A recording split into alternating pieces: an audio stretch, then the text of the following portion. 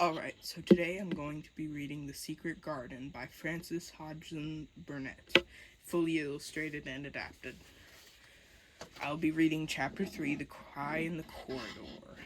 And just so you know, all books that I am reading are in the public domain and have been that way for a good bit of time, including The Cry in the Corridor of The Secret Garden. Let's begin. Every morning after that, Mary went out to play in the gardens. There was nothing else to do. Playing outdoors was good for her. The fresh air put pink in her cheeks and made her hungry. She didn't look so sour anymore. Everything in the gardens was still gray and wintry. She wondered what things would look like in the springtime. Some days she looked for Ben Weatherstaff. Sometimes she would talk to her. Other times he would pick up his spade and walk away like he didn't see her. Her favorite pace was the long walk outside, the gardens with the walls around them. Ivy hung down one of the walls in heavy curtains. One day she looked at the ivy and saw a flash of red and heard the chirp. There, on top of the wall, was the robin. "Oh," she cried out, "is it you?" He chirped and hopped along the wall. It seemed to Mary that he understood him. "Good morning," he seemed to say. "Isn't the wind nice? Isn't the sun nice? Let's chirp and hop. Come on, come on." Mary laughed. As she hopped, she ran after him. "I like you," she cried out. She chirped and tried to whistle. The robin chirped and whistled back to her. He flew over the wall and perched in a tree. "He's in the garden no one can go," Mary said to herself. "He must live in there. I wish I could see what it's like." She walked back and forth along the wall. She looked hard, but there was no sign of a door. "It's very strange," she said. "There must be a door because Mr. Craven buried the key." At supper that night, she asked Martha, "Why did Mr. Craven hate the garden?" "I shouldn't talk about it," Martha said. Mr. Craven's orders. He and his wife loved that garden. They planted roses and flowers all over it. One day, his wife was sitting on a branch in the old tree in that garden. The branch broke.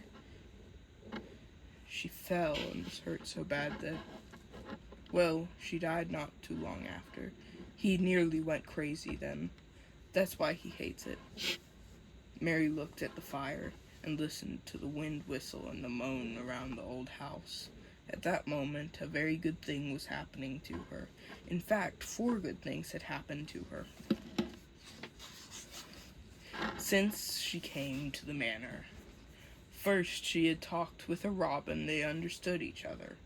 Second, she had played outdoors until her blood had grown warm. Third, the exercise was making hungry. Fourth, now that she had heard Mr. Craven's story, she knew what it felt like to feel sorry for someone. As she listened to the wind, she thought she heard something else. It was almost like a child crying somewhere, but it was far away. But it was inside the house. She looked at Martha.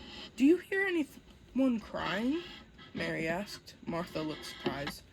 "No," she said. "Sometimes the wind sounds like someone crying." "But listen," said Mary. "That sound is in the house. It sounds like someone is crying."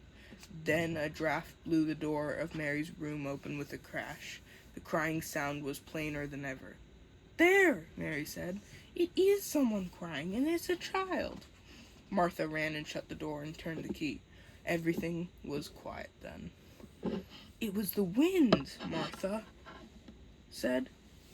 "Or it was the little kitchen maid. She had toothache all day." Mary did not believe Martha was telling the truth. The next day Mary could not go outside because the rain was pouring down. "What do you do in your cottage when it rains like this?" she asked Martha. "Try to keep from getting under each other's feet mostly," Martha answered. "Dickon always goes out to the moor." He doesn't mind the rain. He says he sees things on rainy days that don't show up when his fair weather. He once found a little fox cub half drowned, and he brought it home. He found a young crow another time, and he brought all of them home and took care of them and fed them. Now they're little pets. I've never had a pet. If I had a crow or fox cub, I would play with it, said Mary. But I have nothing here to play with. There are thousands of books in the library downstairs, said Martha. Maybe Mrs. Medlock would let 3 of thee read some of them.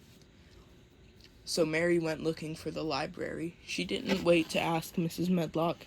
She didn't really care about the books either.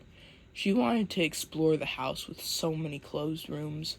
She wandered along through the narrow halls, wide ones, upstairs, downstairs. It all felt empty, as if she was the only one there. In one room, she found a cabinet with little elephants made of ivory. Mary had seen the ivory in India, and she knew all about the elephants. She played with these for a long time. Then she set the elephants in order and closed the cabinet. She wandered until she felt tired. Then she tried to find her way back to her room. She got lost. I don't know which way is to go. How everything is. As Mary stood in the strange corridor, she heard a sound. It was soft, childlike whine.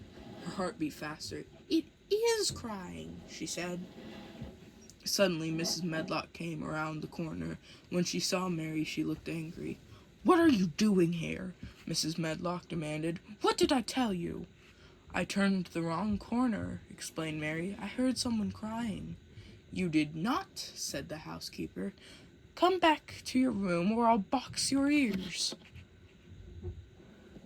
She took Mary's arm and pulled her up a passage and down another. Finally, she pushed her into her own room. Now, she said, you'll stay here where you're told, or find yourself locked up. Mrs. Medlock went out and slammed the door. Mary was pale with rage. There was someone crying. There was, she said to herself. And that is the end for today. Essie Crafters out.